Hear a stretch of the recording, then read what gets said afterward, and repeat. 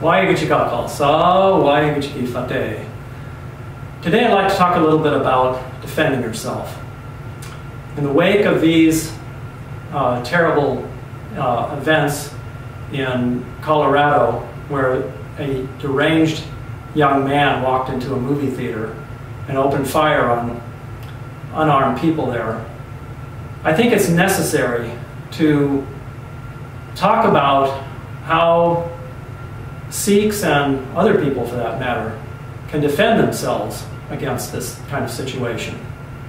In many states, there is a law which allows people to carry an exposed firearm. They're called open carry laws. I know New Mexico, where I used to live, has such a law. Arizona, I believe California has a law like that, where you can get a permit for an open carry firearm. I believe that where I live in Sutter County, you can obtain a concealed weapons permit.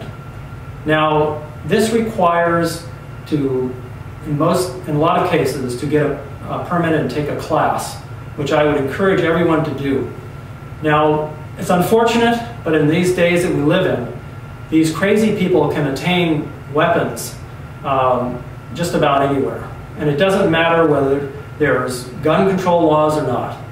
Take the instance in Sweden, where last year, I believe it was, a man killed 77 people, and he got a hold of assault weapons in a country where weapons and firearms are completely illegal. So it wouldn't matter, I believe, if firearms were made completely illegal in the United States, they would still get them. So our obligation now is to defend ourselves and defend those who may not be able to defend themselves. So I have personally carried this .38 caliber pistol into many theaters when I lived in New Mexico. And not that I was predicting this kind of incident to happen, but just in the general idea of being able to defend myself and others. This is a 5-shot .38 caliber pistol, and I use hollow point rounds in here for the most effective way to stop somebody like that crazy person who killed those people in Colorado. You can see that this weapon here has a hammer that's even with the pistol, so that it doesn't get caught on the leather holster. Now, this weapon can be fired either double action or single action. My understanding was that person who shot the people in Colorado had a Kevlar vest or armor-piercing vest, bulletproof vest. So in that case, you would have to aim for the head. Now, you would have to be a very good marksman to hit him in the head in order to stop him. So I would strongly suggest that people take classes in marksmanship and be trained so that you can face these kind of situations. This weapon can be it's a lightweight pistol and can be easily concealed. By putting it here, you can wear it without a coat as an open carry weapon, or if you have a permit for carrying a concealed weapon, you can carry it like this with a coat over it, like that. Can't see it, like that. And again, I would encourage people to check out the laws in their state and see where you can have a open carry weapon or a concealed weapon. In that case, I'm sure you'll have to take a class.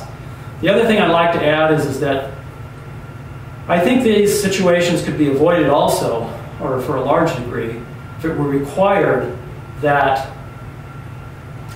everyone, be able to take, or be required to take a class in firearms safety, and I think that a lot of these crazy people would be weeded out if that were the case. The instructors of the class could take notes about who is taking these classes and report to any authorities about any unusual people that were taking these classes, that were making unusual behavior or any things that might indicate that they might do something like this man did in Colorado.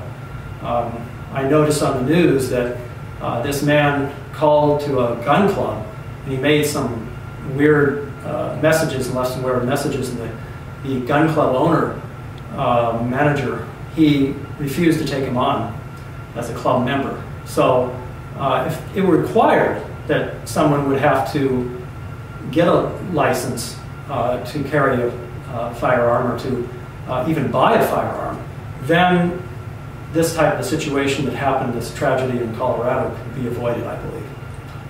Waheguchi Bakal Sa, Waheguchi Fateh.